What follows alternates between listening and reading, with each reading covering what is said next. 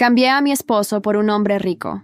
Ahora disimulo los moretones con maquillaje y finjo ser feliz. No me arrepiento. Aún. Dejé a mi marido por alguien con más dinero, creyendo que por fin había mejorado mi vida.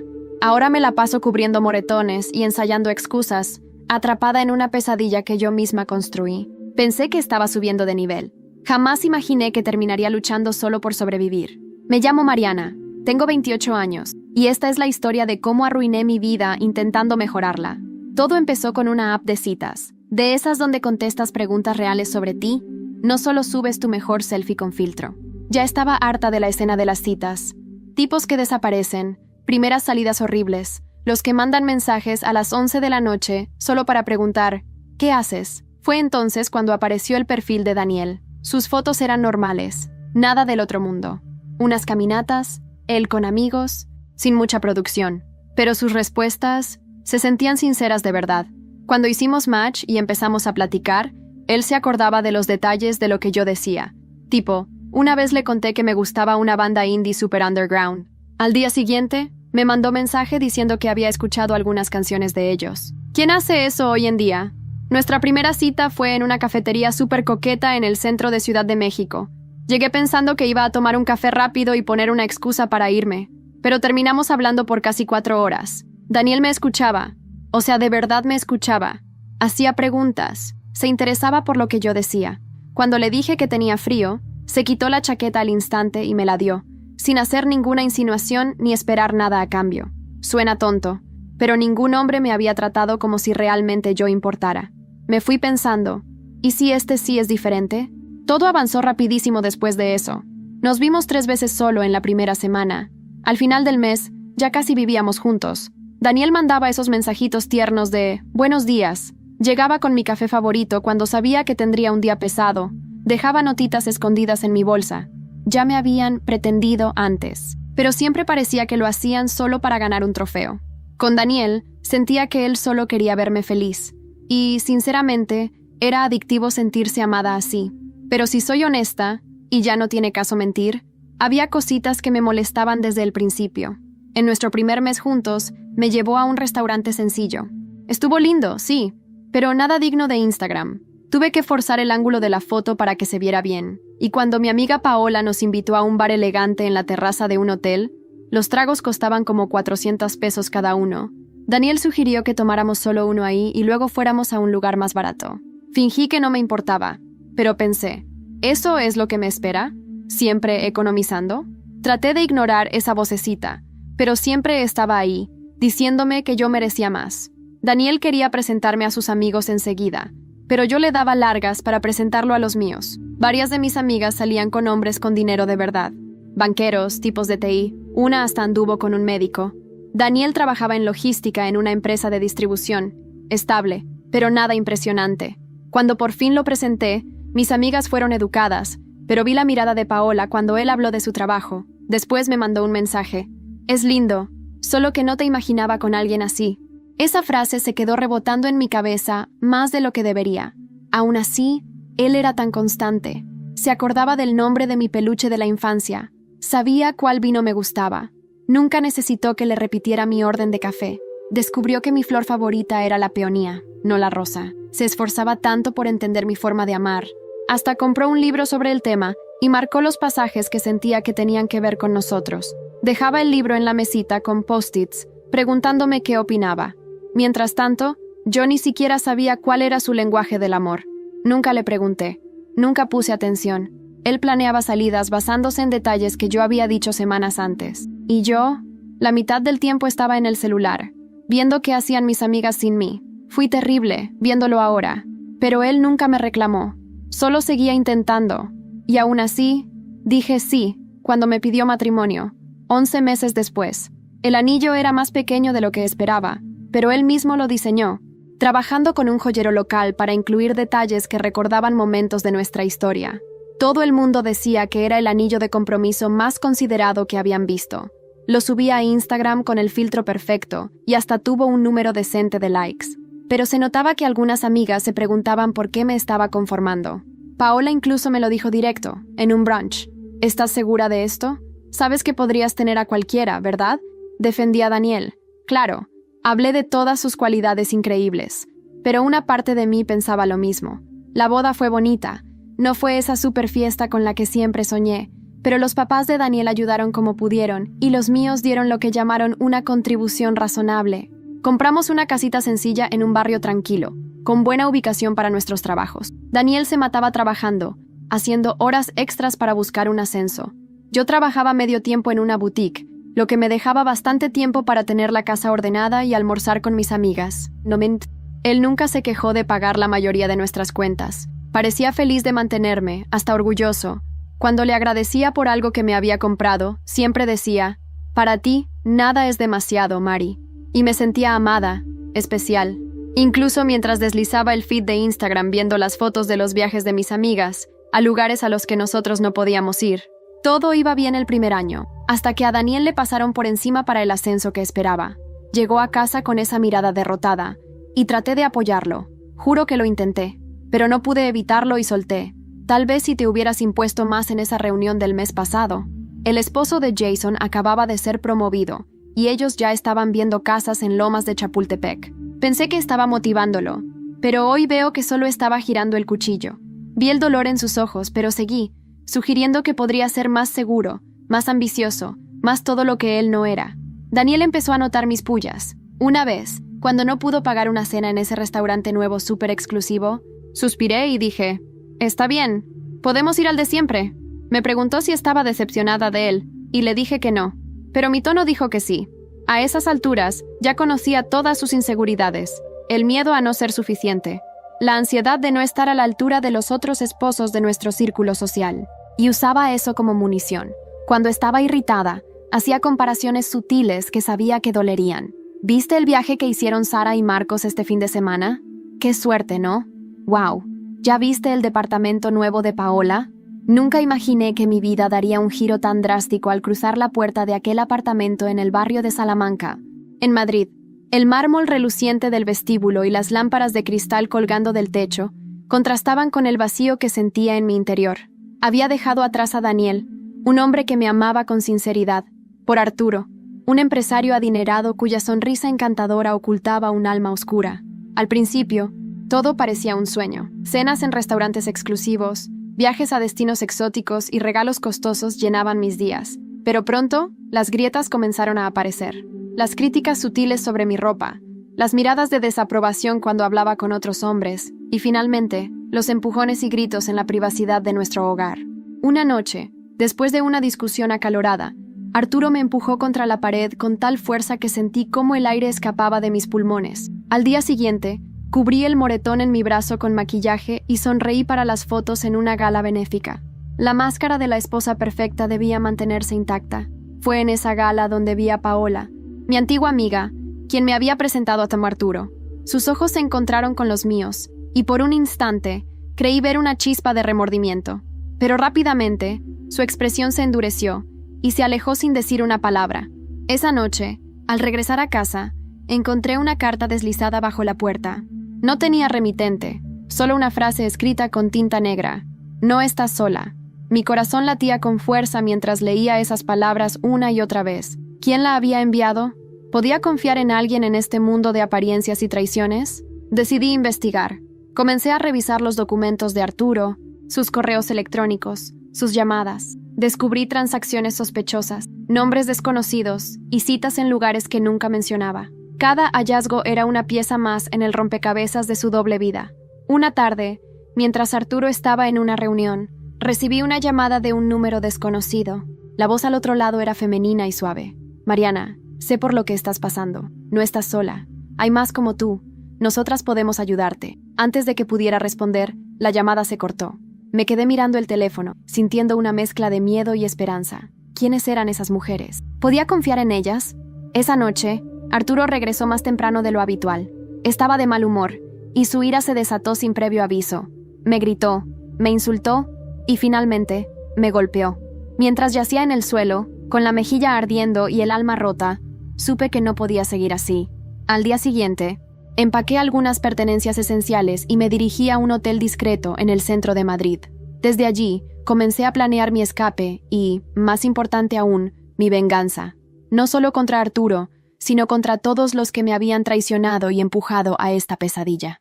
Mientras contemplaba la ciudad desde la ventana del hotel, mi teléfono vibró con un mensaje. Reunión esta noche. Calle de las Huertas, número 15. Confía en nosotras. El momento había llegado. Era hora de tomar el control de mi vida y enfrentar a mis demonios. La calle de las Huertas tenía ese aire bohemio que tanto me gustaba cuando vivía con Daniel. En otra vida, habría venido aquí a tomar un vermut con él, hablar de música o simplemente ver a la gente pasar.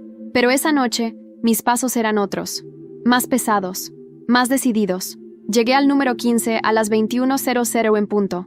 Como decía el mensaje, era una pequeña librería con las luces apagadas, excepto por una tenue lámpara al fondo. Toqué la puerta con suavidad, sintiendo el corazón en la garganta. Una mujer abrió, morena, de unos 40, con el cabello recogido en un moño apretado y una mirada que me desnudó por completo. No dijo nada, solo asintió y me dejó pasar. Dentro, había 3 mujeres más, todas sentadas alrededor de una mesa de madera. Me ofrecieron una silla. El silencio duró lo justo para hacerme dudar de todo. ¿Por qué estoy aquí?, pregunté, rompiendo la tensión. ¿Quiénes sois? La primera en hablar fue la morena. Me llamo Laura. Nosotras somos mujeres como tú. Hemos estado donde estás. Algunas, incluso peor. Conocimos a Arturo también. La sangre se me congeló. ¿Le conocéis? Claro que sí.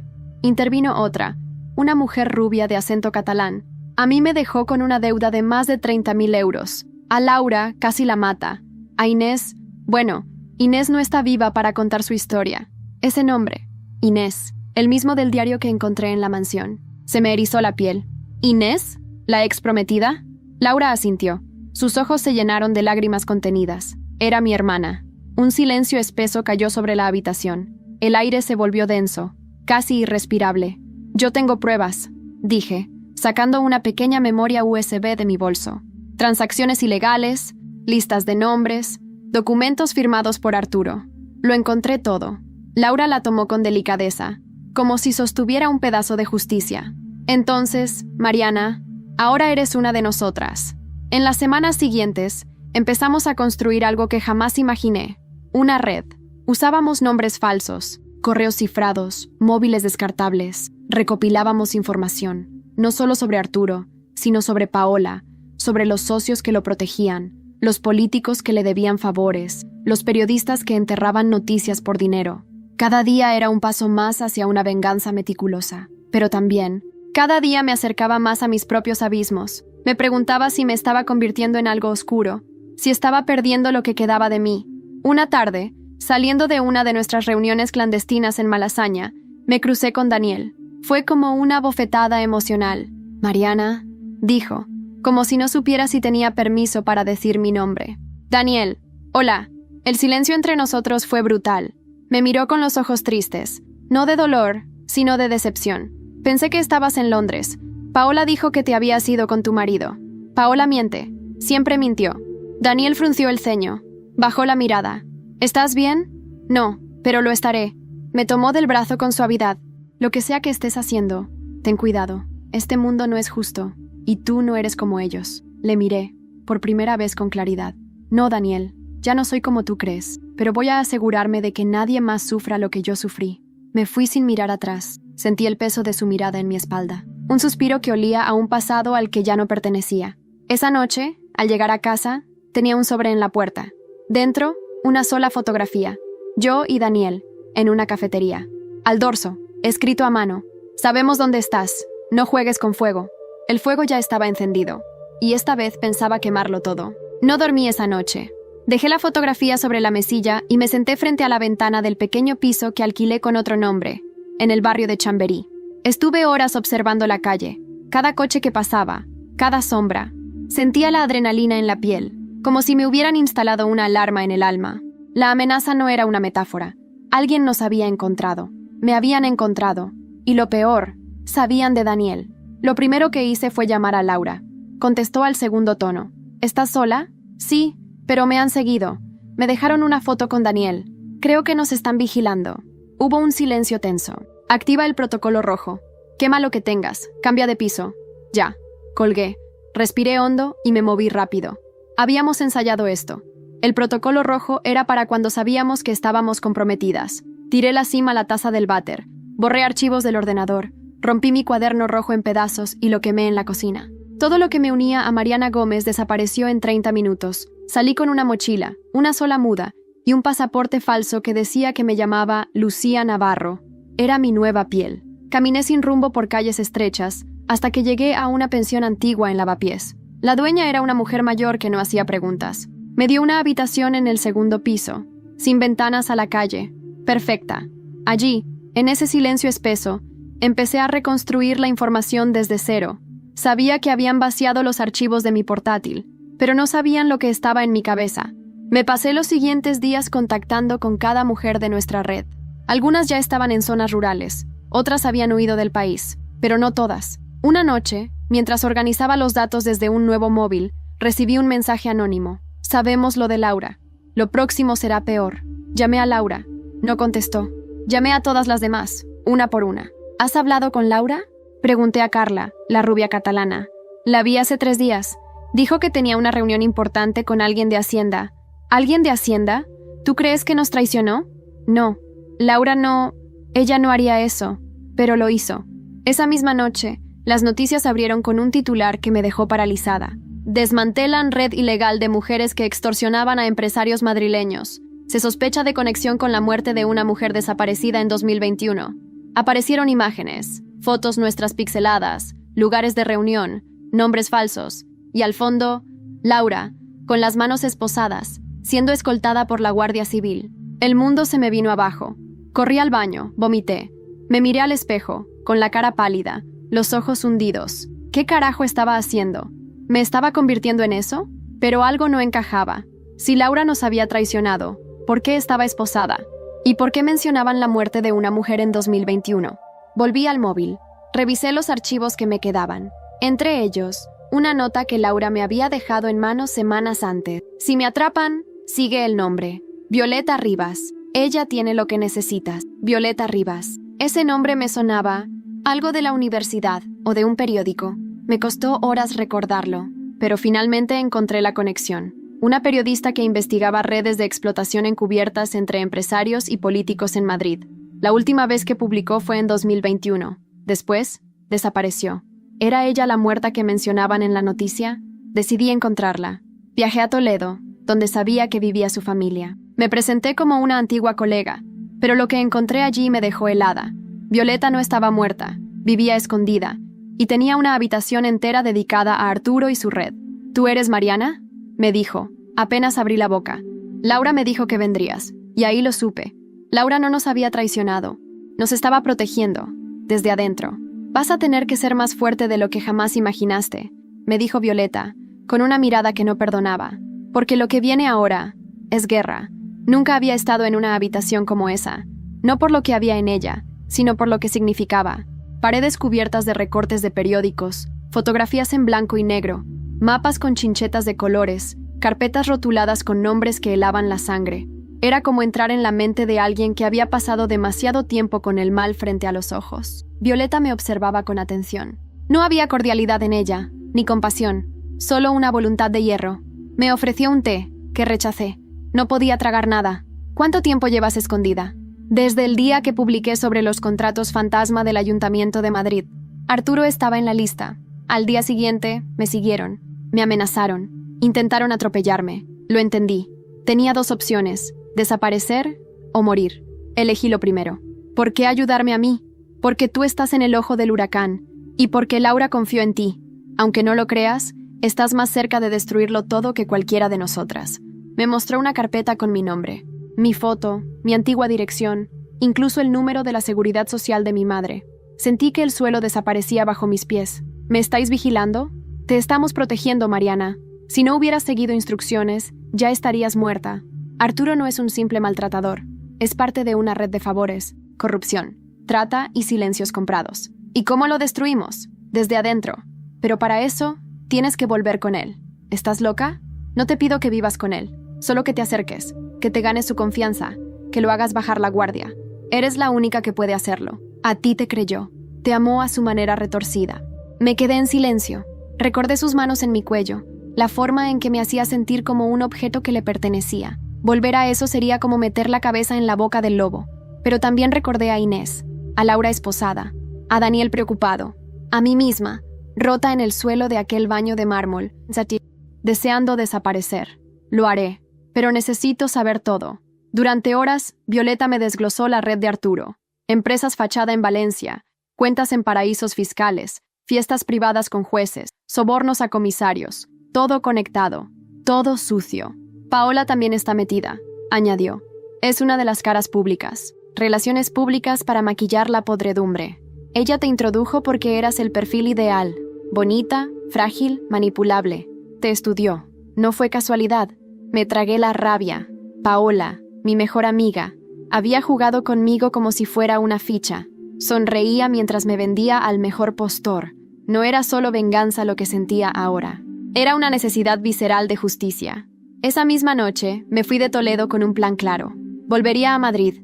Fingiría que estaba arrepentida, que quería reconstruir lo que Arturo y yo tuvimos. Y mientras él dormía confiado, yo cavaría su tumba pública, con documentos, grabaciones y testimonios. Cuando llegué al apartamento vacío en Salamanca, todo estaba tal como lo dejé, como si me esperara, como si supiera que algún día volvería. En la cocina, una sola copa de vino, su marca favorita, una nota pegada al cristal. Sabía que regresarías. Bienvenida a casa. Mi respiración se cortó. Al darme la vuelta, lo vi. Arturo, de pie, con su mejor traje, sonriendo como el diablo en persona. Te ves hermosa, Mariana. ¿Vienes a confesar o a traicionar? Me quedé paralizada. Era como si el tiempo se hubiera congelado y solo quedáramos él y yo, atrapados en ese salón silencioso. Arturo sostenía la copa con una mano, la otra metida en el bolsillo del pantalón, como si estuviera disfrutando de una comedia que solo él entendía. ¿No vas a saludarme, Mariana? Su voz era suave, como la seda que esconde un cuchillo. Cada palabra tenía filo. Tragué saliva. Me acerqué, despacio, controlando cada músculo de mi cuerpo para no mostrar miedo. Volví porque no tengo a dónde más ir. Mentí. Me equivoqué. Pensé que podía con todo sola, pero tú siempre supiste cuidarme. Levantó una ceja curioso. Bebió de su copa, observándome. ¿Y qué te hizo cambiar de opinión? Daniel. Lo vi hace unos días. Está con otra. Me di cuenta de que fui una idiota, de que nadie me conoce como tú. Mentir así dolía más de lo que esperaba. Sentí una punzada en el pecho al pronunciar el nombre de Daniel, pero funcionó. Arturo bajó la guardia por una milésima de segundo. Su ego se infló como un globo. Siempre supe que volverías, dijo acercándose. Este mundo no está hecho para mujeres débiles. Mari, ¿y tú? Tú no eres como las demás. Su mano acarició mi mejilla. Me obligué a no estremecerme. Recordé las técnicas que Violeta me enseñó. Mantener la mirada, controlar la respiración, aparentar sumisión sin perder el foco. Déjame quedarme, susurré. Al menos esta noche, asintió. Me condujo a la habitación como si fuésemos una pareja reconciliada. Cada paso que daba era como caminar sobre vidrio molido. Pero me mantuve firme. Fingí. Sonreí. Incluso reí cuando hizo uno de sus comentarios sarcásticos sobre Paola. ¿Sabías que tu querida amiga tiene algo que esconder? Dijo mientras se desabrochaba la camisa frente al espejo. La tengo controlada, como a todos. ¿Qué clase de cosas? No seas impaciente. Si vuelves a portarte bien, quizás te lo cuente. Me giré para que no viera la furia que crecía en mis ojos. Esa noche dormí en la misma cama que él, sin tocarlo, fingiendo estar agotada. Cuando finalmente se quedó dormido, me levanté con cuidado. Tomé su móvil del cajón y lo conecté al sistema espía que Violeta me dio. En menos de 3 minutos, tenía acceso total a sus llamadas, mensajes, archivos ocultos. A la mañana siguiente, Arturo salió temprano. Me dejó una nota junto al desayuno. Te he echado de menos. Hoy empezamos de nuevo. Lo observé marcharse desde el ventanal. Apenas la puerta se cerró, corrí al baño, vomité y me lavé la cara. Luego encendí el portátil oculto en mi maleta y empecé a descargar la información extraída de su móvil. Lo que encontré me heló la sangre. Paola estaba involucrada en una operación de blanqueo de dinero. Pero no solo eso. Había grabaciones de ella en reuniones privadas con jueces y empresarios corruptos. Una en particular destacaba. Paola entregaba un sobre a un hombre de mediana edad. Aquí está todo, decía. Mariana ya está dentro. No sospecha nada. Rebobiné el vídeo. Lo vi una y otra vez. Esa frase me atravesó como una daga. No era solo una traidora. Había vendido mi vida, mi confianza, mi cuerpo, por dinero. Llamé a Violeta, usando el canal seguro. Lo tengo, todo. Perfecto, respondió. Es hora de que Paola sienta lo que es vivir en una jaula. Ese día, Fui a una boutique en la Gran Vía. Me vestí como la antigua Mariana, elegante, refinada, con un toque de fragilidad bien calculada. Llamé a Paola. ¿Tomamos un café esta tarde? Su voz dudó, pero aceptó. Nos encontramos en el café comercial, como en los viejos tiempos. Sonrió. Fingió sorpresa. Mari, qué guapa estás. ¿Dónde te habías metido? Tuve que desaparecer un poco, pensar, pero ahora estoy de vuelta, con claridad. ¿Claridad? Eso significa que ya no me puedes mentir más, Paola. Su cara cambió, como si una máscara se hubiera deslizado. Por un segundo, mostró su verdadero rostro. Frío, vacío, calculador. No hagas nada estúpido, Mariana. Oh, no. Lo estúpido fue confiar en ti. Ahora, es mi turno. Le dejé un sobre en la mesa. No me hizo siempre. Dentro, una copia de la grabación. Su reacción fue instantánea. Palidez, labios temblorosos, manos que buscaban una excusa. ¿Qué quieres? Quiero verte caer, como todos los demás. Me levanté, dejando el café intacto. Al salir del local, sonreí por primera vez en semanas. Esa misma noche, Violeta me llamó. Tenemos un problema. Daniel ha sido interceptado. Lo están usando para presionarte. Me faltó el aire. Daniel, mi punto débil, mi pasado. El único que aún me importaba. ¿Dónde está? Creemos que lo tienen en un chalet en La Moraleja. Entonces es hora de ir a buscarlo. Nunca creí que volvería a arriesgar mi vida por un hombre. Pero Daniel no era solo un nombre en mi pasado. Era el único recuerdo que me conectaba con lo que fui. Antes de todo esto. Antes de Arturo. De las traiciones. De la red. Era mi ancla. Y ahora estaba en peligro por mi culpa. Esa misma noche me reuní con Violeta en un edificio abandonado cerca de Chamartín. Era nuestro nuevo centro de operaciones. Llevaba planos, cámaras térmicas, coordenadas GPS. ¿Estás segura de que es La Moraleja? Sí. Nos llegó de una fuente anónima. No hay cámaras oficiales. Todo está bloqueado. Pero un dron captó movimiento en la casa 17 de la calle de Los Álamos. 3 hombres armados. Y un hombre esposado en el interior. Coincide con la descripción de Daniel. Entonces entramos. Violeta me miró, seria. No eres una soldado, Mariana. No. Soy una mujer cabreada, y eso es más peligroso. Formamos un pequeño equipo con 2 miembros de la red que trabajaban en seguridad privada. Uno de ellos, Javier, había sido escolta de políticos durante años. Sabía cómo entrar, cómo salir, y sobre todo, cómo hacerlo sin dejar rastro. La noche era húmeda, silenciosa. Condujimos sin luces, nos movimos como sombras. Yo iba vestida de negro, con el corazón latiendo a 1000 por hora, pero no por miedo, por rabia. A las 2:03 de la madrugada, cruzamos la verja del chalet. Javier inutilizó el sistema de alarmas en menos de 30 segundos. Entramos. El pasillo olía a humedad y a perfume caro. Subimos las escaleras. Nada. Todo en silencio. Hasta que escuché un golpe. Corrí sin pensar. Empujé una puerta y lo vi. Oh, Daniel, atado a una silla, con el rostro golpeado y una venda en los ojos. Me lancé sobre él, rompiendo las cuerdas. Daniel, soy yo. Mariana, estoy aquí. Él gimió de dolor. Intentó hablar. Le quité la venda y lo abracé. Estaba vivo. No, no deberías haber venido. Te van a matar. Que lo intenten, susurré. No tuvimos tiempo para más. Sonó un disparo en el piso de abajo. Luego otro. Gritos. Javier gritó desde el salón. Salgan por la terraza. Corrimos. La noche era un caos. Subimos al tejado y saltamos a la casa de al lado. Ya habíamos preparado la ruta de escape. Había una furgoneta esperándonos. Subimos. Cuando arrancó, yo sostenía a Daniel como si fuera lo más valioso del mundo. Porque lo era. Esa noche dormimos en un piso seguro de una periodista aliada en Vallecas. Daniel, con analgésicos y vendas, dormía profundamente. Yo me senté junto a él, con el portátil sobre las piernas, descargando los vídeos de seguridad que Javier había conseguido de la casa. Y allí estaba, Arturo, ordenando la retención de Daniel, dando instrucciones. Quiero que sufra lo justo. Ella vendrá. Y cuando lo haga, se acabó. Pero no se acabó. Al contrario, recién empezaba. A la mañana siguiente, Daniel despertó. ¿Qué está pasando, Mariana? Le conté todo, sin adornos, sin omitir una sola verdad. Al principio se quedó en silencio. Luego me tomó la mano, aún hinchada, aún temblando.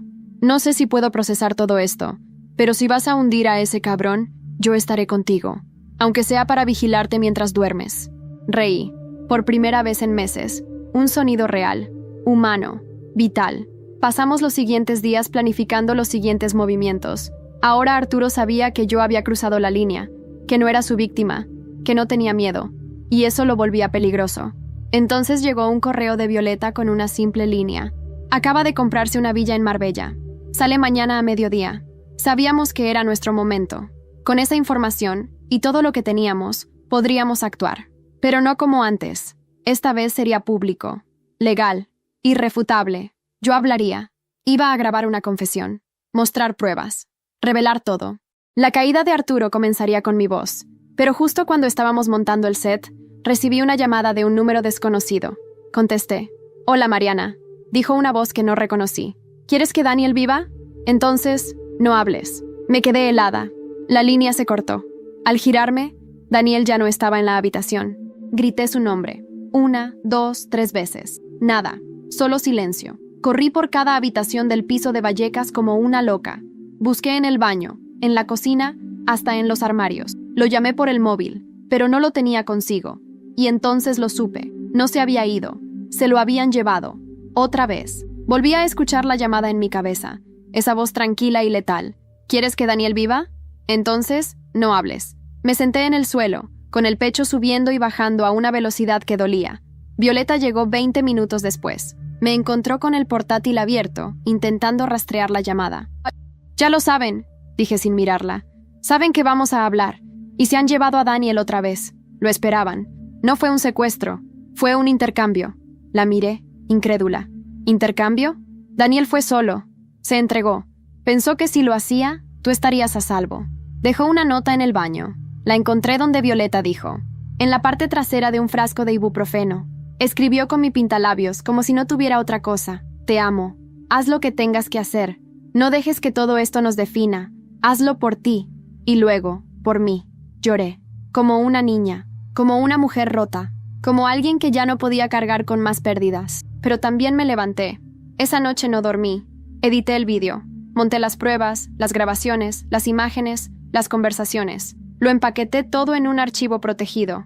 Lo subí a servidores internacionales. Y escribí una instrucción muy clara. Si me pasa algo, esto se publica. En todos los medios. En todos los idiomas. Que el mundo vea lo que nos hicieron. Al día siguiente convoqué a un periodista. Un verdadero periodista. Uno que había estado a punto de perder su carrera por querer contar verdades demasiado grandes para caber en los periódicos de siempre. Se llamaba Ernesto Villegas. Él me dio 1 hora y un lugar. Nos encontramos en el Retiro. Nada de micrófonos, nada de cámaras visibles. Solo 2 personas en un banco frente al lago. ¿Eres consciente de lo que estás haciendo?, me preguntó sin rodeos. Sí, y no me importa morir. Pero antes, él va a caer. Le entregué una copia física del material y una memoria USB adicional. Él asintió. La guardó sin mirarla. Esto puede cambiar todo. Pero necesitas algo más. Algo que nadie pueda desmentir. Un testimonio. Público. Ya lo tienes. Lo haré. No tú. Necesitamos a alguien que esté adentro todavía. Alguien que no haya saltado del barco. Y entonces me golpeó como una descarga. Paola. Ella aún era parte del círculo. Seguía fingiendo. Seguía jugando. Le propuse algo a Ernesto. Iría a verla. Y esta vez no para confrontarla, sino para hacerle una oferta. Fui a su ático en la calle Serrano. Me recibió con cara de sorpresa y pánico. «¿Qué haces aquí? No puedes estar aquí. Nos están vigilando». «Tú sabías que se lo llevarían, ¿verdad?». No respondió, pero su silencio fue más elocuente que cualquier palabra. «Paola, no vengo a pelear. Vengo a ofrecerte la única salida que te queda». «¿Y cuál es?». «Contarlo todo. Conmigo. Juntas. Tú ante las cámaras. Yo con las pruebas. Tú dices los nombres. Yo muestro los documentos. Caemos juntas. O sales con dignidad». Ella se echó a reír, amarga. «¿Dignidad? Mariana, no sabes lo que estás pidiendo. Si abro la boca estoy muerta. Y si no lo haces, estás condenada a vivir con lo que eres. Una traidora. Una cobarde». Paola se quedó inmóvil. La miré por un largo minuto. Vi una lágrima resbalarle por la mejilla. Luego asintió. «Lo haré, pero solo si me prometes una cosa. Dime, cuando todo esto termine, prométeme que no me matarás». Le sostuve la mirada. «Eso no depende de mí. Depende de cuánto digas. Y de cómo lo digas». Esa misma noche, Paola y yo preparamos el video. Un manifiesto, un testimonio, una confesión. Pero justo cuando estaba a punto de enviarlo a Ernesto, recibí otro mensaje, un vídeo. Daniel, con los ojos vendados, atado, en una habitación oscura. Una voz masculina, en off. Última advertencia, Mariana. Una palabra más, y te lo devolvemos en partes. Esa noche no encendí las luces. Me quedé en el suelo del salón, con el móvil en la mano y la imagen congelada de Daniel en la pantalla. Sus labios estaban partidos, uno de sus ojos cerrado por la hinchazón. Escuché su respiración débil, y de fondo, el sonido de una puerta metálica cerrándose. La voz que habló después tenía acento andaluz, una entonación pastosa que no reconocí. Si hablas, se muere. No somos como Arturo. Nosotros no jugamos, no damos segundas oportunidades. Paola estaba sentada en el sofá, temblando. Mariana, no podemos seguir. Es demasiado.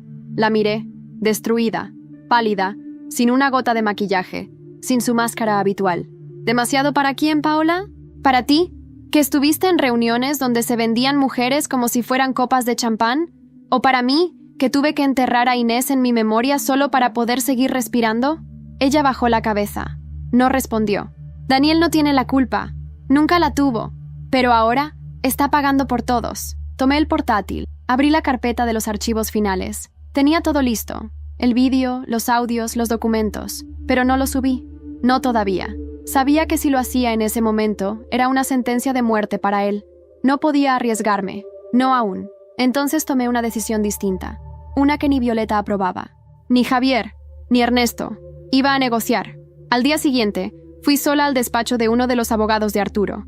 Lo conocía. Se llamaba Joaquín Vidal, y aunque decía ser neutral, su cartera estaba llena del dinero sucio de Arturo. Entré con paso firme. Él me miró como si hubiera visto un fantasma. Señorita Gómez, no esperaba. Cállese. Solo escuche. Tengo lo que puede destruir a su cliente y a toda la red que lo rodea. Pero no quiero guerra. Quiero un intercambio. A Daniel. Vivo. Esta misma noche. Y a cambio, saqué el pendrive. Lo dejé sobre su escritorio. Esto se autodestruye si no introduzco un código cada 12 horas. Lo sabrá usted, porque tengo copia en 5 países distintos. No se trata de mí. Se trata de lo que pasará si él muere. Y créame, no van a poder frenar el escándalo. El abogado tragó saliva. ¿Qué garantías tengo de que cumplirá su parte? Ninguna, pero tiene una certeza. Si me miente, haré de este escándalo una leyenda. Salí sin mirar atrás. Esa noche, esperé en la misma pensión donde me escondí al principio. Eran las 2 de la madrugada cuando escuché una furgoneta detenerse. Abrí la puerta sin preguntar. Allí estaba Daniel, doblado del dolor, pero vivo. Corrí hacia él. Lo abracé tan fuerte como pude. Sentí su cuerpo temblar, su respiración aún débil. Me dijeron que te habías rendido, me susurró. Nunca, solo estaba calentando. Violeta llegó 1 hora después. Le conté todo. Me gritó, me insultó, me llamó idiota. ¿Y si no cumplían? ¿Y si te mataban? Entonces habría muerto sabiendo que intenté algo diferente, algo que no fuera más sangre. Daniel tardó días en recuperarse. Mientras tanto, Ernesto nos ofreció una salida que no habíamos considerado, lanzar todo en un documental. Si lo hacemos así, no pueden silenciarlo. Será un tsunami, una ola que nadie podrá frenar. Pero necesitamos que tú seas el rostro, tu historia, tu voz. Acepté. Pasamos semanas preparando cada escena, cada frase. Paola finalmente aceptó hablar, pero solo si grababa con el rostro cubierto. Violeta también participó, por primera vez dejando que alguien viera su rostro desde su desaparición. El día del estreno fue en un cine independiente de Lavapiés, una sala llena de periodistas, activistas, gente común. Cuando las luces se apagaron y mi voz llenó la sala, no supe si iba a llorar o a vomitar, pero me quedé. Al final, silencio absoluto. Y luego, aplausos, lágrimas, gritos de rabia, gritos de justicia. 3 días después, Arturo fue detenido en Marbella. Su villa estaba llena de documentos falsificados, armas ilegales y una caja fuerte con vídeos comprometedores de figuras públicas. Y aún así no me sentí aliviada, porque al día siguiente, una llamada anónima dejó un mensaje en mi buzón de voz, una voz femenina. Lo has hecho bien, Mariana, pero Arturo no era el único. Aún queda alguien más. La voz femenina del mensaje me seguía resonando en la cabeza desde que lo escuché. No decía su nombre, no daba pistas, solo esa frase, aún queda alguien más. ¿Quién? ¿Quién podía estar detrás de todo, incluso más que Arturo? La respuesta llegó donde menos lo esperaba, en una carta. Era de Beatriz, la antigua empleada de la mansión de Arturo. Llevaba meses sin saber de ella. Me la entregaron en mano en el cine donde proyectaban por segunda vez el documental. Venía dentro de un sobre sin remitente y estaba escrita a mano, con una caligrafía antigua. Querida Mariana, si estás leyendo esto, es porque ya cruzaste el umbral del silencio. Te admiro por eso, pero hay algo que necesitas saber. Algo que Arturo nunca te contó.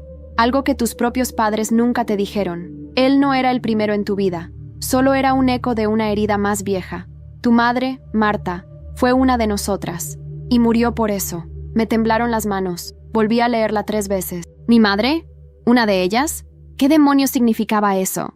Busqué a mi tía Isabel, hermana menor de mi madre, con quien no hablaba desde hacía años. Me recibió con una mezcla de miedo y ternura. ¿Tú sabías que mi madre...? Ella asintió antes de que terminara la frase. Tu madre denunció a un empresario cuando tú eras niña. Él la amenazó, le arruinó la carrera, la vida. Terminó muerta en un accidente de coche que nunca fue aclarado. Tu padre nunca lo superó. Nunca te dijo nada porque tenía miedo de que repitieras su historia. ¿Y quién era ese empresario? La tía vaciló. Sus labios temblaron. Se llamaba Lorenzo Gálvez. Sentí como si el aire se volviera más espeso de golpe. Lorenzo Gálvez. Un nombre que reconocí de inmediato. Un nombre que aparecía en los documentos de Arturo. Un nombre en mayúsculas, subrayado, junto al de Paola y otros políticos. Un nombre que aún aparecía como presidente de una de las grandes fundaciones de ayuda social en Madrid. Violeta confirmó todo esa misma noche. Le enseñé el nombre. Su cara cambió. ¿Lorenzo Gálvez? ¿Estás segura? Completamente. Mi madre murió por él. Entonces es él, el verdadero enemigo. Arturo solo era un brazo. Este hombre es la cabeza. Todo tomó sentido. La forma en que Arturo parecía responder a alguien. Su miedo repentino tras el documental. La red era más grande, más profunda, y ahora tenía cara. Organizamos una investigación relámpago. Reunimos testimonios antiguos, grabaciones filtradas, cuentas bancarias trianguladas. Todo llevaba a Gálvez, pero atacarlo no era tan fácil. Era intocable. Galas benéficas, fundaciones, premios honoríficos. Una figura intachable. Decidí que no bastaba con destruirlo en silencio. Esta vez tenía que ser público, brutal, irrefutable. Grabamos un segundo documental. Esta vez no era solo mi voz, era la de Paola, contando cómo Gálvez manipulaba a jóvenes modelos y empresarias para entrar en su círculo. La de una exsecretaria que había sido violada por él y silenciada con amenazas. La de mi propia tía, con una carta de mi madre, escrita semanas antes de su muerte. Yo lo cerré con una frase. Me llamo Mariana Gómez. Mi madre murió por la verdad. Y yo he vivido para completarla. Pero antes de lanzarlo, Gálvez hizo su jugada. Convocó una rueda de prensa. Llenó el salón de un hotel 5 estrellas con periodistas, cámaras y un ejército de abogados. Hoy vengo a defender mi honor, dijo, frente a las infamias de una mujer inestable, víctima de sus propias decisiones. Me llamó mentirosa, vengativa, enferma. Pero lo que no sabía es que esa rueda de prensa estaba siendo grabada también, no por mí, sino por alguien que nadie esperaba. Daniel entró con un USB, lo conectó al proyector y sin decir una palabra, hizo que todos vieran el vídeo completo, sin cortes, sin edición. La reacción fue inmediata. Gritos, micrófonos cayendo, periodistas saliendo corriendo a publicar. Gálvez se quedó de pie, blanco, rígido, y luego, con la voz rota, solo dijo: eso no puede ser. Fue detenido esa misma tarde, pero lo mejor vino después. Me llamaron de la fiscalía. Había más de 30 denuncias archivadas en su contra, escondidas bajo montañas de papeleo. Ahora, con pruebas, con voces, con rostros, no podían ser ignoradas. El sistema empezaba a tambalearse, y en medio de ese caos, apareció una mujer, pelo blanco, mirada tranquila, sonrisa triste. Se me acercó al final de la tercera proyección del documental. Tú no me conoces, Mariana, pero conocí a tu madre. Fuimos compañeras de lucha. Me entregó una pequeña cajita. Dentro, un colgante de plata, con la palabra resiste grabada. Ella quería que lo tuvieras. Dijo que solo te lo dieran cuando fueras tan fuerte como ella. Lo cerré en mi puño, y supe, por primera vez, que había llegado el final. O al menos, el principio de algo nuevo. Nunca imaginé que mi historia terminaría siendo proyectada en pantallas de cine, discutida en universidades, citada en artículos sobre derechos humanos. Y sin embargo, allí estaba yo, en medio del salón de actos de la Universidad Complutense de Madrid, con más de 200 personas en silencio mientras veían los créditos finales del documental. Mi voz aún resonaba en los altavoces. No soy una heroína. Fui víctima. Fui cómplice. Fui silenciosa. Pero ya no. Ahora hablo. Por todas las que no pudieron. Cuando las luces se encendieron, el aplauso fue largo, largo y profundo, pero no era solo para mí, era por todas, por Laura, por Inés, por mi madre, por cada una de nosotras. Después del evento, me senté sola en el patio de la Facultad de Filosofía, con un café en mano. Daniel llegó unos minutos después, más delgado, con las cicatrices aún visibles. Se sentó a mi lado sin decir nada. Nos quedamos en silencio. ¿Y ahora qué?, me preguntó. Ahora, escribimos la siguiente parte. En paz, si se puede. No hubo beso, no hubo promesas, solo la certeza de que el amor real no siempre necesita grandes gestos. A veces, solo necesita quedarse, ser. En los meses siguientes, la vida tomó otros ritmos. Arturo fue condenado a 37 años de prisión. Su caída fue pública, dolorosa y total. Las empresas que dirigía quebraron, sus socios huyeron o acabaron en la cárcel. En una carta que intentó hacer llegarme desde la prisión, decía: «Nunca pensé que serías tú quien me destruyera». No la contesté, nunca la abrí. Paola desapareció de los medios. Fue imputada, pero colaboró con la justicia y quedó bajo libertad vigilada. Se fue a vivir a una aldea en Galicia, donde nadie supiera quién era. Me escribió una sola vez diciendo: «No busco tu perdón, solo que no me olvides, porque yo nunca podré olvidarme de mí». Violeta fundó una ONG, Las Invisibles. Las ayuda a mujeres a salir de redes de abuso encubiertas. No da entrevistas, no aparece en fotos, pero todas saben que existe. Es la sombra buena, la que protege. Laura, después de un largo juicio, fue absuelta. Hoy trabaja en una cooperativa agrícola en Albacete. Me manda peonías por correo cada primavera. Joaquín Vidal, el abogado, fue inhabilitado de por vida. Vive en Marruecos, cambió de nombre, se esconde del escándalo, del recuerdo y de su propio reflejo. Lorenzo Gálvez murió 3 meses después de su condena. Un infarto, solo, en una celda, sin visitas. Nadie reclamó su cuerpo. El Estado se encargó del entierro.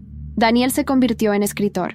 Publicó un libro basado en nuestra historia, pero no usó nombres reales. Me dedicó la primera página. A ella, que renació en fuego y se convirtió en voz. ¿Y yo? Yo soy Mariana Gómez. Hoy vivo en Granada, en una casa blanca con patio interior lleno de plantas. Doy talleres de escritura y charlas sobre violencia emocional, poder psicológico, identidad. No soy la misma. No soy aquella mujer que soñaba con fotos perfectas en Instagram, con cenas caras, con una vida dorada pero hueca. Ahora sueño con silencio, con libertad, con mujeres que se atreven. A veces camino por la Alhambra, sola, y pienso en mi madre, en lo que diría si me viera ahora, en lo que sentiría al saber que su lucha no fue en vano. Una tarde, frente al mirador de San Nicolás, una niña se me acercó. Me miró fijamente y me preguntó: ¿Tú eres la del documental? Sonreí. Sí, pero también soy muchas más cosas. ¿Y no te dio miedo? Me agaché, la miré a los ojos. Mucho. Pero el miedo no es excusa para no vivir. Es solo una señal de que estás a punto de hacer algo importante. Ella asintió y se fue corriendo hacia su madre.